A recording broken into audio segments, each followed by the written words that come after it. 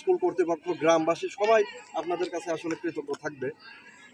Please দয়া করে আমাদের এই দিকটা একটু সদয় দৃষ্টিতে তাকান সবাই, যাদের আসলে এই কাজগুলো করে দেওয়ার এখতিয়ার আছে, যে সমস্ত স্যারদের, সবাই একটু সুদৃষ্টিতে তাকাবেন এবং আমাদের এই মাঠটা করে দেবেন, আমাদের এলাকার যুব সমাজকে বাঁচাবেন। কোনো বিনোদন নাই, খেলাধুলার উপরে কোনো নেশা নাই। আমাদের এলাকার ছেলেপেলে বিকালে এই মাঠে আসলে কীভাবে খেলবে দেখেন, মাঠে কাউকে পাওয়া যায় না, আর পাওয়ার মতন তো অবস্থাও নাই। আমাদের এলাকার ছেলেপেলেকে পাওয়া যায়, কোথায় পাওয়া যায় জানেন? ওই যে ওইদিকে কোলার বাগান, চিপা চাপা, এইদিকে স্কুলের পিছনে রাইট, বিভিন্ন চিপা চাপা, বিভিন্ন রুমে। কথা ঠিক। খেলাধুলার নেশা তাদের নাই, অন্য নেশায় তারা আক্রান্ত হচ্ছে।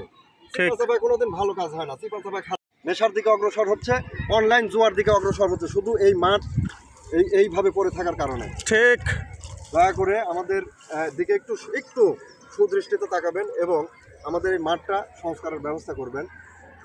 ভালো থাকবেন, সুস্থ থাকবেন। আল্লাহ হাফেজ।